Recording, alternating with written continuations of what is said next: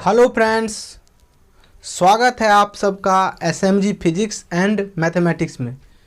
Friends, पिछले lecture में अपने लोग देख रहे थे कि एप्लीकेशन ऑफ डायमेंशनल एनालिसिस क्या होता है।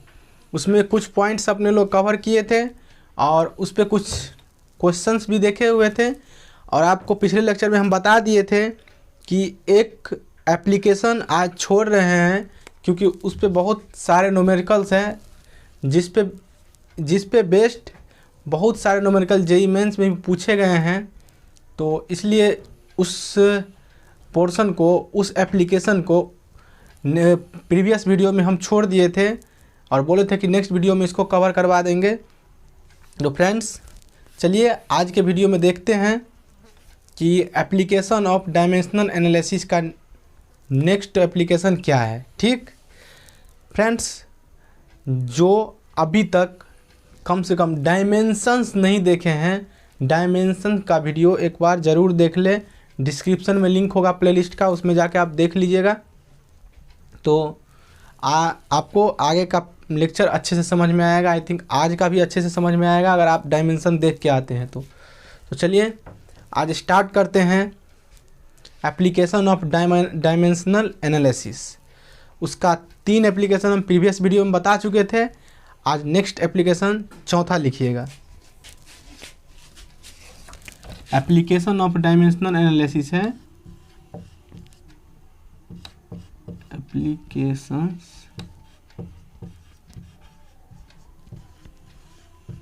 ऑफ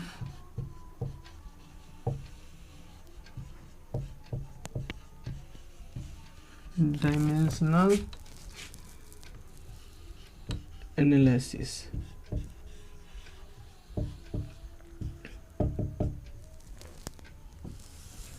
तो 3 एप्लीकेशन हम बता चुके थे। आज इसका नेक्स्ट एप्लीकेशन आप लोग देखेंगे, एप्लीकेशन नंबर 4। तो चौथा एप्लीकेशन दीजिएगा। डायमेंशनल एनालिसिस का यूज करके अपने लोग किसी भी फिजिकल क्वांटिटी का फॉर्मूला डिराइव कर सकते हैं। हाँ, फॉर्मूला डिराइव कर सकते हैं डायमेंशन के मदद से। आपको भले उस क्वांटिटी के बारे में कुछ पता हो या नहीं हो, कुछ मालूम हो वो फिजिकल क्वांटिटी क्या होता है, नहीं होता है, उसका फॉर्मूला क्या होता है, नहीं होता है। अगर नहीं भी पता है, बस इतना पता हो जाना चाहिए कि जो फिजिकल क्वांटिटी का हम फॉर्मूला डिराइव कर रहे हैं वो डिपेंड किस किस चीज़ पे कर रहा है।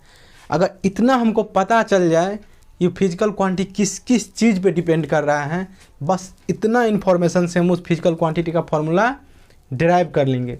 एग्जाम्पल देके बताएंगे आज, अच्छे से समझ में आएगा। लिखिए, it is used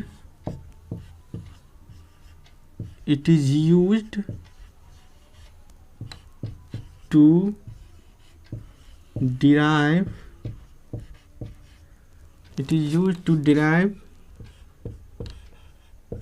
the expression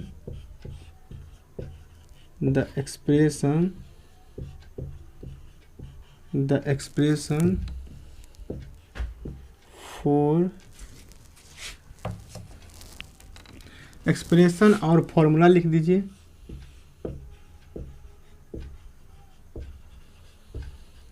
formula for a physical quantity.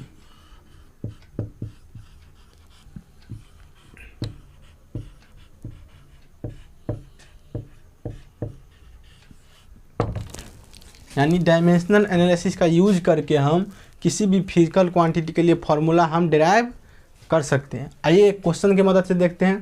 पहले बहुत बेसिक क्वेश्चन लेते हैं। क्वेश्चन नंबर एग्जाम्पल में 1 देखते हैं। Example number 1, find the expression for force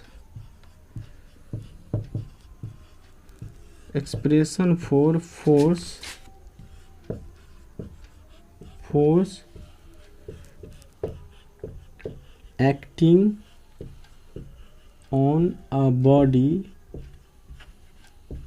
acting on a body which depends on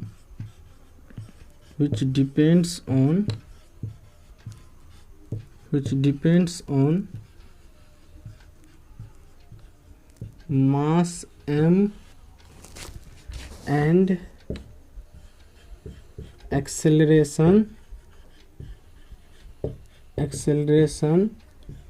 a of body।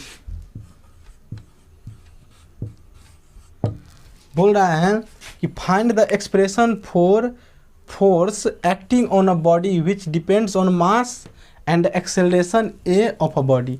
हम बताए हैं कि किसी भी फिजिकल क्वांटिटी का बस इतना पता चल जाए कि डिपेंड किस किस चीज़ पे कर रहा है तो हम उसका फॉर्मूला डिराइव कर लेंगे। जैसे देखिए यहाँ बोल रहा है फोर्स का हमको एक्सप्रेशन बताना है, फॉर्मूला बताना है क्या होगा जो कि मास और एक्सेलरेशन पे डिपेंड कर रहा है। तो फ्रेंड्स सबको पता है कि फोर्स का एक्सप्रेशन बचपन से पढ़ते आ रहे हैं, फोर्स बराबर मास इंटू एक्सेलरेशन होता है। तो एक पल के लिए मान लेते हैं कि हमको पता नहीं है कि फोर्स बराबर मास इंटू एक्सेलरेशन होता है, तो क्या लिख सकते हैं, force is directly proportional to mass के पावर मान लेते हैं x, एक्सेलरेशन के पावर y। मान लेते हैं कि force is directly proportional to mass है और एक्सेलरेशन है, यानी मास के पावर में कुछ आ सकता है, एक्सेलरेशन के पावर में कुछ आ सकता है। हम जानते हैं कि मास बराबर एफ बराबर एम ए होता है, तो कहेंगे कि यहाँ एक आएगा, लेकिन मान लीजिए नहीं पता रहता फोर्स बराबर एम ए होता है तब इसका यूज करके हम निकाल सकते थे। समझ पा रहे हैं मेरी बात को। यहाँ पर मान लीजिए एक आएगा तो एक होगा, दो आएगा तो दो रखेंगे, ठीक है। तो यहाँ से प्रोपोर्शनलिटी का साइन हटाएंगे तो क्या होगा, एफ बराबर के एम के पावर एक्स इंटू ए के पावर वाई, फिर के क्या है, k is equal to dimensionless proportionality constant है, dimensionless proportionality constant, proportionality constant. अब डायमेंशन की मदद से एक्स वाई का वैल्यू निकाल लेंगे और इसके बाद यहाँ पे बैठा देंगे, हो जाएगा। यहाँ इसको मान लीजिए इक्वेशन 1। अब देखिए यहाँ देखिए फोर्स का डायमेंशन क्या होता है, हम बोले थे इसको याद कर लेने के लिए, M L T minus two. यहाँ से फोर्स का dimension M L T minus two. के क्या है, डायमेंशन लेस प्रोपोर्शनलिटी कांस्टेंट, के का कोई डायमेंशन नहीं। मास का डायमेंशन कैपिटल एम, पावर में एक्स है तो एक्स, एक्सेलरेशन के पावर वाई है तो एक्सेलरेशन का डायमेंशन, एक्सेलरेशन क्या होता है, मीटर पर सेकेंड स्क्वायर, तो dimension L T minus to. अब पावर में वाई माने हैं तो वाई। यहाँ से देखिए क्या हो जाएगा,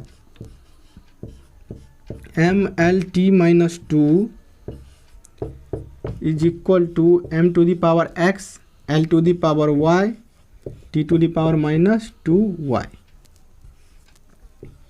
अब क्या कीजिए, मास को मास से कंपेयर कर दीजिए, लेंथ को लेंथ से कंपेयर कर दीजिए, टाइम को टाइम से कंपेयर कर दीजिए।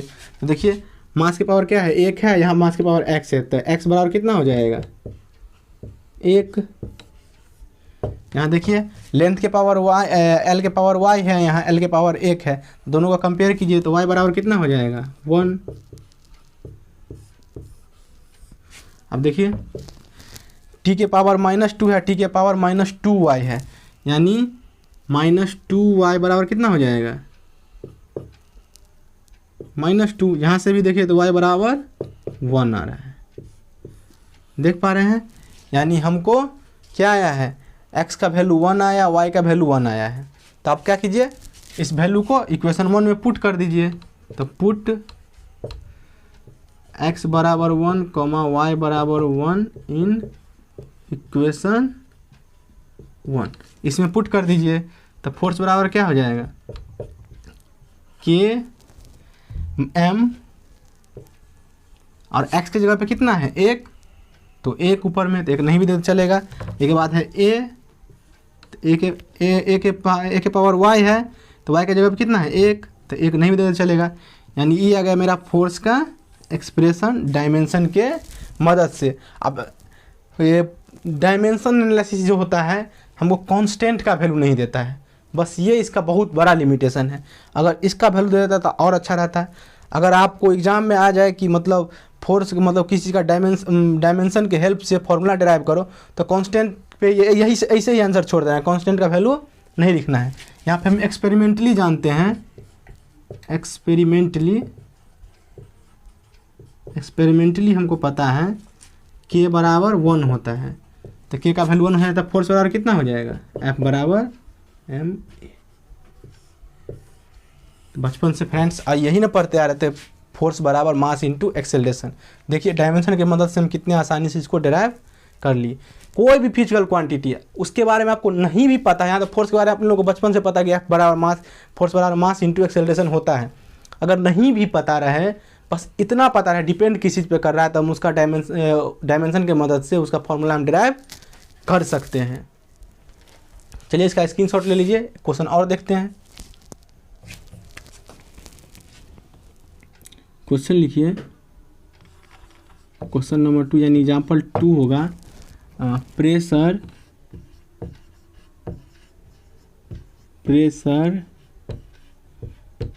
in a fluid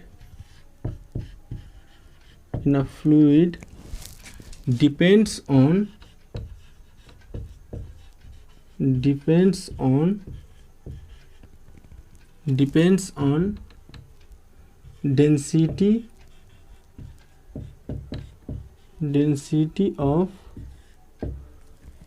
density rho, acceleration due to gravity,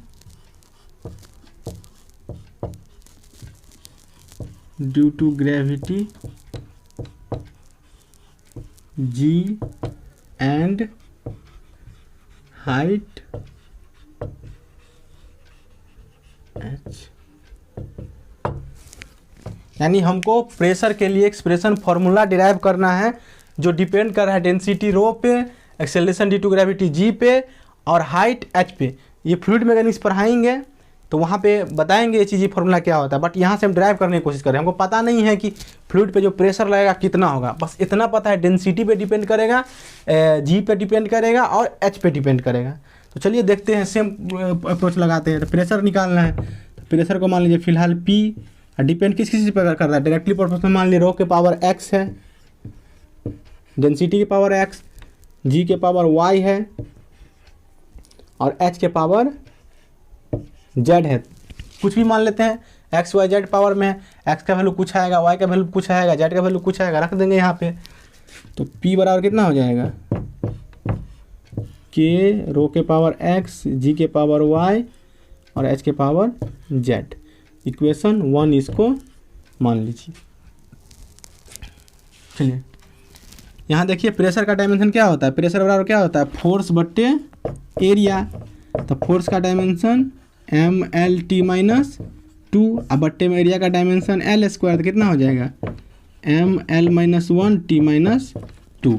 तो प्रेशर के जगह पर रख दीजिए ML माइनस 1 T माइनस 2 बराबर के क्या यहाँ भी है डायमेंशन लेस, प्रोपोर्शनलिटी कांस्टेंट है के, तो इसका कोई डायमेंशन नहीं, हो गया ख़त्म। यहाँ देखिए रो क्या है डेंसिटी बराबर मास अपॉन वॉल्यूम, तो मास m और volume L to the power minus 3 के पावर x। यहाँ पे एक्सेलरेशन ड्यू टू ग्रेविटी, एक एक्सेलरेशन है metre per second square unit, तो इसका डायमेंशन हो जाएगा LT माइनस 2 और पावर में y है तो y। यहाँ पे h एक लेंथ ही होगा, हाइट है तो हाइट एक लेंथ होगा, तो L के पावर z। यहाँ से क्या लिख सकते हैं ML minus 1 T minus 2 is equal to mass के पावर x, इधर मास नहीं है तो मास के पावर x, लेंथ क्या है लेंथ यहाँ भी है यहाँ भी है, तो लेंथ के पावर माइनस 3x और प्लस y और प्लस z। अब इतना छोटा मोटा मैथमेटिक्स तो आता ही होगा, ठीक है। और इसके बाद क्या देखते हैं, टाइम। टाइम तो इसमें नहीं है, इसमें है, तो टी के पावर -2y, टी के पावर -2y हो गया, इतना ही है। चलिए मास को मास से कंपेयर कर दीजिए, लेंथ को लेंथ से कंपेयर कर दीजिए, टी टाइम को टाइम से कंपेयर कर दीजिए। तो मास को मास से कंपेयर तो क्या हो जाएगा, यहाँ 1 है पावर में, तो x बराबर 1, ठीक। यहाँ देखिए लेंथ को कंपेयर कीजिए तो क्या हो जाएगा, -3x + y + z बराबर -1।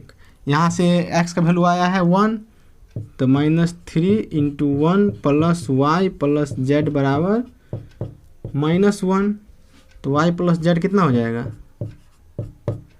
-1, 3 उधर जाएगा तो प्लस, बराबर कितना हो जाएगा 2, यानी y + z बराबर 2। अब यहाँ तो y + z 2 नॉन हो गया, तो हमको y या z चाहिए, तो t को t से कंपेयर किए तो कितना हो जाएगा, -2y बराबर -2। तो y कितना हो जाएगा, y हो जाएगा 1। अब y का वैल्यू हमको मिल गया 1, तो 1 इसमें पुट कर दीजिए तो कितना हो जाएगा, 1 + z बराबर 2, तो z बराबर 1, यानी x बराबर 1, y बराबर 1, z बराबर 1। अब क्या कीजिए, इसके x y z का वैल्यू उठा के इक्वेशन 1 में डाल दीजिए, हो जाएगा, मेरा आंसर आ जाएगा। तो put value of x, y, z in equation 1, इसमें पुट कर दीजिए तो क्या हो जाएगा, प्रेशर है P बराबर कितना हो जाएगा, K कांस्टेंट, रो के पावर x, तो x कितना है 1, तो रो के पावर 1, g y कितना है 1, तो रो g के पावर 1, और h के पावर z कितना है 1, तो h। यहीं पे अपने लोगों को छोड़ देना है। बोले कि डायमेंशन एनालिसिस कांस्टेंट का वैल्यू नहीं देता है, लेकिन डायमेंशन क्या है, के क्या है, एक्सपेरिमेंटली फाउंड किया गया कि 1 होता है इसका वैल्यू। तो P बराबर कितना हो जाएगा, रो जी और एच, यानी फ्लूइड पे लगने वाला प्रेशर क्या होगा, रो × जी × एच। जब फ्लूइड में कहीं पढ़ेंगे तो इसको फिर से पढ़ेंगे। बाकी देखिए यहाँ पे हमको नहीं पता था इसका फॉर्मूला क्या होता है, बस इतना पता था रो पे डिपेंड कर रहा है, जी पे डिपेंड कर रहा है, एच पे डिपेंड कर रहा है, हम प्रेशर का फॉर्मूला निकाल लिए। चलिए इसका स्क्रीनशॉट ले लीजिए।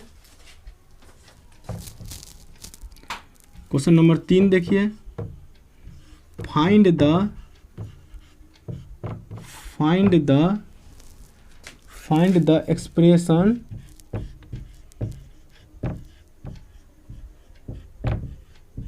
expression for centripetal force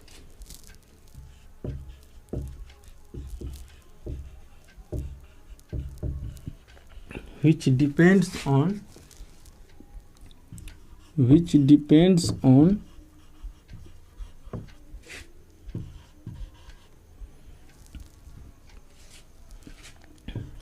mass m,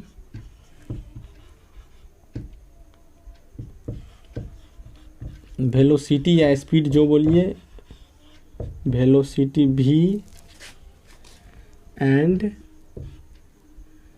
radius of circular path.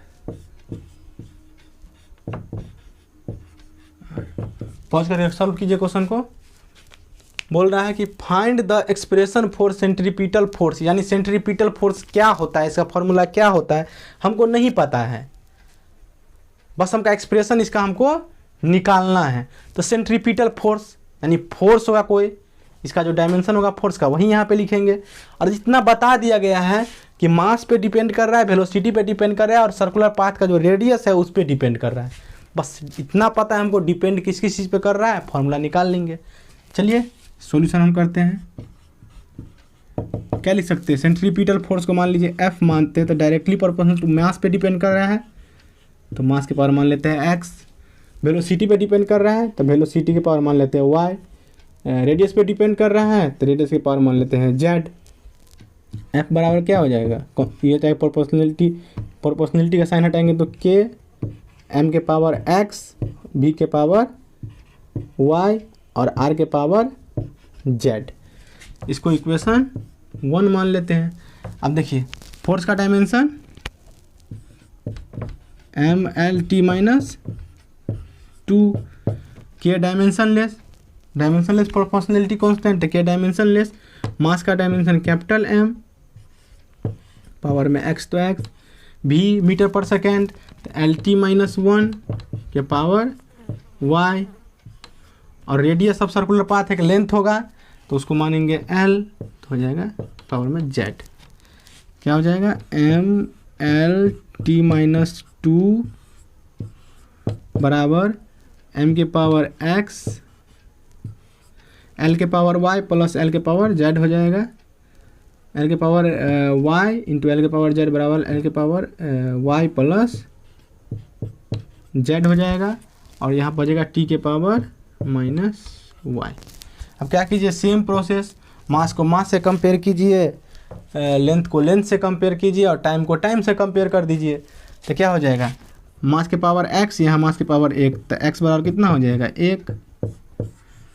यहाँ देखिए 2 गौन तो पहले टाइम को कंपेयर कर लेते हैं, तो टी के पावर माइनस वाई और टी के पावर माइनस 2, तो कितना हो जाएगा माइनस वाई बराबर माइनस 2, यानी वाई बराबर कितना हो जाएगा 2, वाई बराबर 2। अब क्या कीजिए, लेंथ को लेंथ से कर दीजिए, तो लेंथ के पावर 1, यहाँ वाई प्लस जेड, यानी वाई प्लस जेड बराबर एल के पावर 1 है तो 1, वाई का वैल्यू 2 आया है तो 2 प्लस जेड बराबर 1, यानी जेड बराबर माइनस 1, यानी एक्स निकल गया, वाई निकल गया, जेड निकल गया। अब एक्स वाई जेड का वैल्यू उसमें पुट कर दीजिए इक्वेशन में, तो put value of x comma y comma z in equation 1। Equation 1 में एक्स वाई और जेड का वैल्यू डाल दीजिए। तो फोर्स, सेंट्रीपिटल फोर्स को एफ लिखें तो एफ, के डायमेंशनल कांस्टेंट तो के का के हो जाएगा, मास के पावर में एक्स है तो एक्स की जगह पे 1, तो एम के पावर 1, ठीक है। और इसके बाद लेंथ के सॉरी भी वेलोसिटी के पावर वाई है तो वाई के जगह पे 2, तो भी स्क्वायर, अब बट्टे में क्या है, सॉरी यहाँ आर के पावर जेड है तो आर के पावर कितना हो जाएगा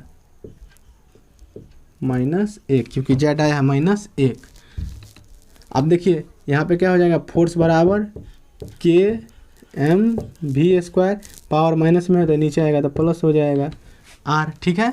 अब के देखिए अपने लोगों को यहीं पे छोड़ देना है, क्योंकि डायमेंशन एनालिसिस की कांस्टेंट का वैल्यू नहीं देता डायमेंशनलेस कांस्टेंट का, तो इसका एक्सपेरिमेंटली वैल्यू फाइंड किया गया 1 होता है, ठीक है। तो क्या करना है, इसको 1 यहाँ पुट कर दीजिए, तो एफ बराबर कितना हो जाएगा M v square by are. देखिए यहाँ पे सेंट्रीपिटल फोर्स का फॉर्मूला हमको नहीं पता था, लेकिन इतना पता था कि डिपेंड मास पे, वेलोसिटी पे और रेडियस ऑफ सर्कुलर पाथ पे डिपेंड कर रहा है, radius of circular path r पे डिपेंड कर रहा है। तो फॉर्मूला निकाल लिए, सेंट्रीपिटल फोर्स बराबर m v square by r. अगर ऐसे हमको फार्मूला पता रहेगा किस किस पे डिपेंड कर रहा है तो हम फार्मूला निकाल आराम से सकते हैं, ठीक। चलिए इसका स्क्रीनशॉट ले लीजिए। देखिए क्वेश्चन दिया हुआ है, question if speed v, acceleration a and force f, if speed v,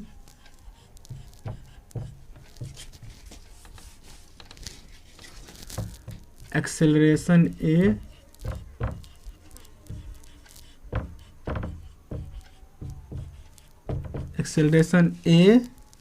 and force f,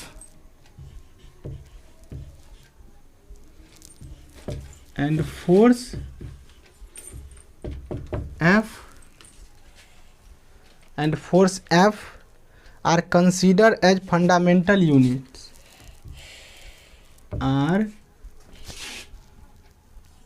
considered considered as fundamental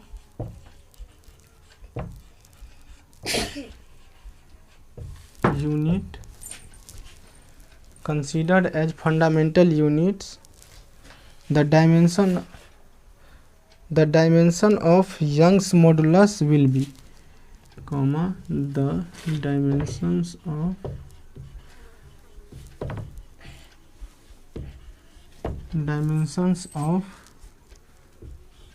Young's modulus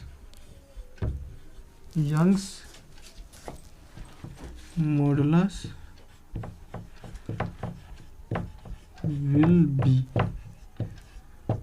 option number A है v के पावर -2, a के पावर 2, f के पावर -2। ऑप्शन नंबर बी है v के power -2, a के power 2, f के power 2। Option number सी है v के पावर -4, a के पावर 2 और f के पावर 1। और ऑप्शन नंबर डी है v के पावर -4, a के पावर -2 और f। फ्रेंड्स, ये IIT 2019 का पूछा गया क्वेश्चन है। IIT 2019 का ही क्वेश्चन है। IIT 2019 में पूछा गया क्वेश्चन है। बोल रहा है कि if speed v, acceleration a, force m are consider as fundamental units, dimensions of Young modulus. इसमें से यंग्स मॉडुलस का डायमेंशन क्या होगा? पहले अपने लोग क्या कर रहे थे, फंडामेंटल यूनिट के रूप में क्या यूज कर रहे थे? मास के लिए m यूज कर रहे थे, लेंथ के लिए l यूज कर रहे थे और टाइम के लिए t यूज कर रहे थे। बट यहाँ बोल रहा है कि हम फंडामेंटल यूनिट के जगह पे वेलोसिटी, एक्सेलरेशन और f यानी v, a और f यूज करेंगे। तब बताओ कि यंग्स मॉडुलस का डायमेंशन क्या होगा? कुछ नहीं, कोई दिक्कत नहीं है, बना देंगे। यंग्स मॉडुलस को मान लीजिए फिलहाल हम y से डिनोट करते हैं, तो y is directly proportional to क्या लिख सकते हैं? डिपेंड कर रहा है v के पावर x पे, a के पावर y पे और फोर्स के पावर z पे। अब यंग्स मॉडुलस को y लिखे तो y बराबर क्या लिख सकते हैं? प्रोपोर्शनलिटी कांस्टेंट के v के पावर x, a के पावर y और f के पावर z। यंग्स मॉडुलस बराबर देखिए फोर्स बराबर, यंग्स मॉडुलस बराबर होता है स्ट्रेस बटे स्ट्रेन। अब लीनियर स्ट्रेस होता है तो उतना लॉन्गिट्यूडिनल स्ट्रेस नहीं पढ़ना है, तो इसलिए बताया डायरेक्ट स्ट्रेस बटे स्ट्रेन होता है। तो स्ट्रेन डायमेंशन लेस, स्ट्रेस का जो डायमेंशन होगा वही हो जाएगा इसका डायमेंशन। तो स्ट्रेस बराबर क्या होता है? Force upon area. वैसे रिस्टोरिंग फोर्स होता है तो उतना नहीं जाना, फोर्स अपॉन एरिया। तो कितना हो जाएगा? प्रेशर के बराबर ml-1 t-2। तो इसके जगह पे ml-1 t-2 बराबर के डायमेंशन लेस कॉन्स्टेंट, इसको इक्वेशन 1 मान लेते हैं। के डायमेंशन लेस तो इसको इसका कोई डायमेंशन नहीं, तो v वेलोसिटी देखिए, v स्पीड है, स्पीड का डायमेंशन lt-1 के पावर x। a क्या है? एक्सेलरेशन, एक्सेलरेशन का डायमेंशन lt-2 के पावर y। और फोर्स क्या है? f क्या है? फोर्स, तो mlt-2 के पावर z। चलिए ml-1 t-2 बराबर क्या लिख सकते हैं? l के पावर x, l के पावर y और l के पावर z लिख सकते हैं। l के पावर m है तो पहले m को लिखिए, m के पावर कितना आ जाएगा? z, l के power x plus y plus z और t के पावर कितना हो जाएगा? -x -2y -2z। ठीक, सिमिलर वे से क्या कीजिए? मास को मास से कंपेयर कर दीजिए, लेंथ को लेंथ से कंपेयर कर दीजिए, टाइम को टाइम से कंपेयर कर दीजिए। तो यहाँ देखिए मास के पावर 1 है या मास के पावर z है, तो z बराबर कितना हो जाएगा? 1। चलिए लेंथ को लेंथ से करते हैं, तो x plus y plus z बराबर कितना हो जाएगा? यहाँ पावर -1 है तो -1। x प्लस वाई, z का वैल्यू यहाँ पे 1 आया है तो 1 बराबर -1, तो x प्लस वाई बराबर कितना हो जाएगा, इधर जाएगा तो -2, x प्लस वाई बराबर -2, इक्वेशन 2 मान लेते हैं इसको। चलिए यहाँ से कंपेयर कीजिए इसको, लेंथ को तो कर दिए, मास को कर दिए, लेंथ को कर दिए, टाइम को कीजिए, तो टाइम की पावर यहाँ -2 है और यहाँ पे -x -2y -2z बराबर -2। चलिए -x -2y और -2y के जगह z के जगह पे 1 है तो -2z बराबर -2 बराबर -2, यानी -x -2y बराबर कितना हो जाएगा, ऐसा जाएगा तो 0, यानी x प्लस 2y बराबर 0, -x -2y -x -2y -2 चल जाएगा तो 0। ठीक है, x प्लस 2y बराबर 0 आ गया। अब इसको घटा दीजिए एक बार, अब लीनियर इक्वेशन आ गया, सॉल्व करना जानते होंगे, इक्वेशन 3 मान लीजिए इसको। अब क्या कीजिए, इसको और इसको घटाइए तो क्या हो जाएगा, x में से x चल जाएगा तो यह क्या हो जाएगा, y में से y जाएगा तो -y, इसे कर दीजिए एक बार। x प्लस वाई बराबर कितना दिया हुआ है -2 और x प्लस 2y बराबर दिया हुआ है 0, घटा दीजिए दोनों को, घट जाएगा, इसे कट जाएगा तो -y बराबर -2, तो y बराबर 2 आ गया। तो यहाँ से आप x का वैल्यू निकाल लीजिए तो कितना हो जाएगा, x प्लस 2 बराबर -2, तो x बराबर कितना हो जाएगा -4। अब x का, y का और z का वैल्यू रख दीजिए इक्वेशन 1 में, तो कितना आ जाएगा, यंग्स मॉडुलस निकालना है y,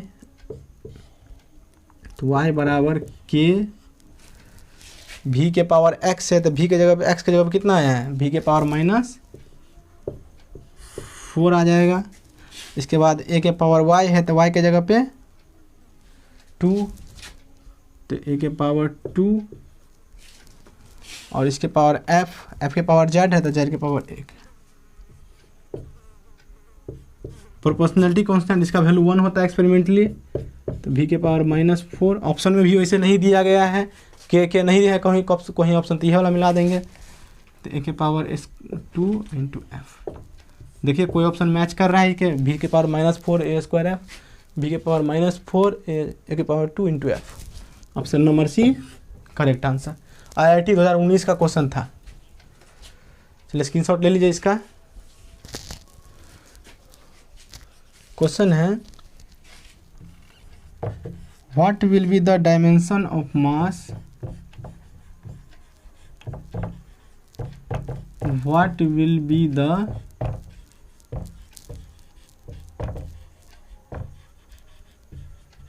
dimension of mass if we choose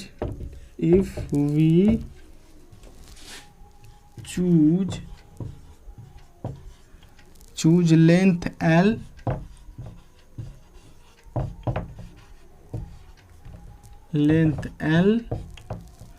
time capital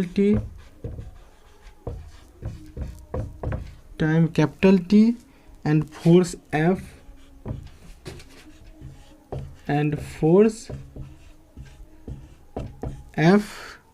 as fundamental quantities,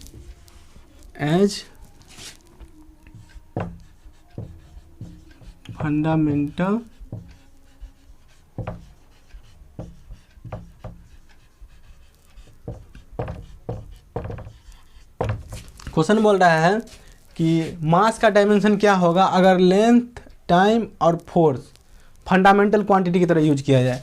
तो कुछ नहीं करिए, मान लिए मास का डायमेंशन हमको निकाल, तो मास मान लेते डायरेक्टली प्रोपोर्शनल टू लेंथ के पावर x है और t के पावर y है और फोर्स के पावर z है, यानी मास का डायमेंशन, मास बराबर क्या लिख सकते हैं, k l के पावर x, t के पावर y और f के पावर z। इक्वेशन 1 मान लीजिए इसको। ठीक, डायमेंशन सबका लिख दीजिए। मास का डायमेंशन कैपिटल M, के डायमेंशनलेस प्रोपोर्शनलिटी कांस्टेंट, के का कोई डायमेंशन नहीं, एल का कैपिटल एल के पावर एक्स, टी का टी और फोर्स का एम एल टी माइनस 2 के पावर जेड। यहाँ से लिख सकते हैं इसको एम एल के पावर 0 टी के पावर 0 लिख सकते हैं, बराबर यहाँ देखिए एम के पावर क्या हो जाएगा, एल के पावर एक्स और जेड, तो एल के पावर एक्स प्लस जेड हो जाएगा, टी के पावर कितना होगा वाई माइनस 2z और m के पावर z। ठीक है, मास को मास से कंपेयर कर दीजिए, लेंथ को लेंथ से कंपेयर कर दीजिए और टाइम को टाइम से कंपेयर कर दीजिए, आंसर आ जाएगा। मास को मास से कीजिए तब मास के पावर z है और यहाँ मास के पावर 1 है तो z बराबर 1। चलिए लेंथ को कंपेयर कीजिए, लेंथ को लेंथ से कीजिए तो यहाँ पावर 0 है, यहाँ x प्लस जेड है यानी x प्लस जेड बराबर 0 और x प्लस जेड का वैल्यू आया है 1 बराबर 0 यानी x बराबर -1। इसी तरह से क्या कीजिए, टाइम को कंपेयर कीजिए तो यहाँ 0 है पावर में, यहाँ क्या है y माइनस 2z बराबर 0 यानी y बराबर कितना हो जाएगा 2z और z का वैल्यू कितना है 1 आया है तो 1 बराबर 2 यानी y बराबर 2। अब क्या कीजिए x y और z का वैल्यू उठा के इक्वेशन 1 में डाल दीजिए तो मास का डायमेंशन क्या हो जाएगा के एल के पावर कितना है x, तो x की जगह पे -1, एल के पावर -1, टी के पावर y है तो टी की जगह पे कितना आया है 2, तो टी के पावर 2 और फोर्स के पावर z है तो z की जगह 1 आया है तो 1, क्या हो जाएगा के एल -1 T2 हो गया, आंसर हो जाएगा। तो फ्रेंड्स आज के लिए इतना ही, अच्छे से पढ़ाई करते रहिए, अपना नोट बनाते रहिए। आप जो खुद से नोट बनाते हैं सबसे अच्छा नोट वो होता है, तो आप कोशिश कीजिए कि जब वीडियो लेक्चर आप देख रहे हैं तो पेन कॉपी लेके बैठे और खुद का नोट बनाते चलें और रिवीजन करते चलिए नोट्स का। अब इस पे जेईई मेंस में भी बहुत सारा क्वेश्चन पूछा जाता है और बहुत सारे बुक में भी क्वेश्चन होंगे, तो आप जहाँ जहाँ से क्वेश्चंस आपको मिलते हैं वहाँ से आप बनाते चलिए। नहीं बनता है, फंसता है प्रॉब्लम, अगर प्रॉब्लम होती है क्वेश्चंस में तो आप कमेंट में डाल दीजिएगा, उसका रिप्लाई हम ज़रूर देंगे आपको। ठीक है, तो पढ़ाई करते रहिए, मिलते हैं नेक्स्ट क्लास में, बाय।